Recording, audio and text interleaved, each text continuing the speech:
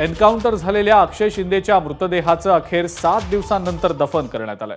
उल्हासनगरमधल्या शांतीनगर स्मशानभूमीमध्ये अक्षय शिंदेचा मृतदेह दफन करण्यात आला। बदलापूर, अंबरनाथ, कल्याण डोंबिवली आणि कळवा इथं अक्षयचा अंत्यविधी करण्यास विरोध झाल्यानंतर उल्हासनगरमधल्या स्मशानभूमीत अक्षय शिंदेचा मृतदेह दफन झाला। मात्र यावेळीही विरोध झाला। दफनविधीसाठी खोदलेला खड्डा स्थानिकांनी बुजवला। यावेळेला मोठा संघर्ष झाला। पाहुयात त्या संदर्भातला हा रिपोर्ट।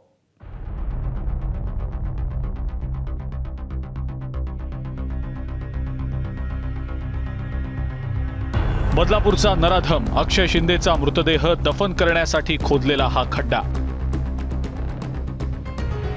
अक्षय शिंदेचं एन्काउंटर होऊन 7 दिवसांनंतरही अंत्यसंस्कार झालेच नव्हते।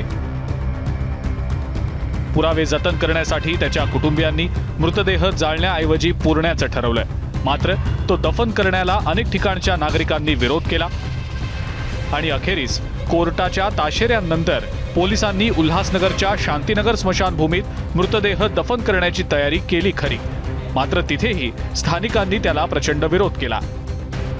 स्थानिक इतके आक्रमक झाले की त्यांनी प्रचंड घोषणाबाजी करत तो खड्डाच बुजवला।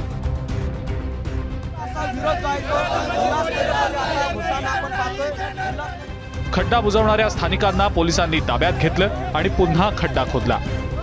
अखेर प्रचंड बंदोबस्तात अक्षय शिंदेच्या मृतदेहाचं दफन करण्यात आलं। माननीय उच्च न्यायालयाने जे आदेश दिलेले होते आणि मृतक अक्षय शिंदे यांच्या आईवडिलांनी जे आम्हाला ॲप्लिकेशन केलेलं होतं त्याप्रमाणे त्यांना आम्ही इथे त्यांचा दफनविधी त्यांच्या इच्छेप्रमाणे करण्यात आलेला आहे।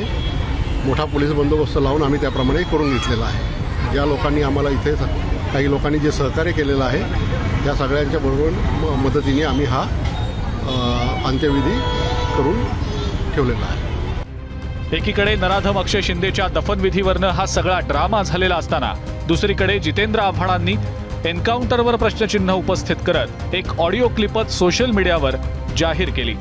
पीछे से ओवरटेक करके आई थी उनकी वैन। हाँ, उसमें ऑलरेडी उन्होंने पर्दे लगाए थे सब यहाँ से।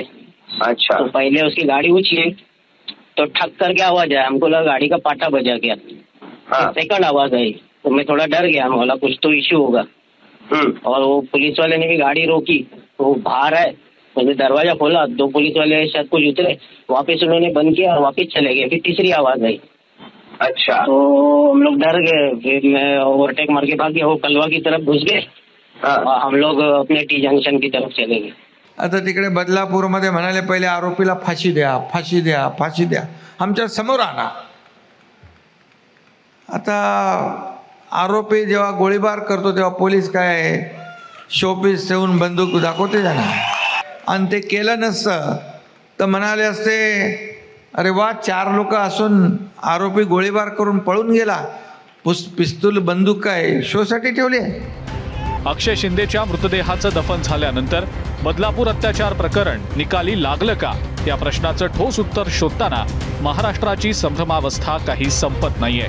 श्रेयवादावरनं सत्ताधाऱ्यांची सुरू असलेली पोस्टरबाजी आणि संशय उपस्थित करत विरोधकांकडनं होणारी टीका टिप्पणी यावरून हा संभ्रम दिवसेंदिवस वाढतच चाललाय।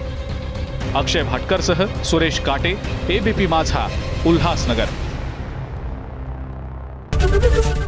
एबीपी माझा, उघडा डोळे बघा नीट।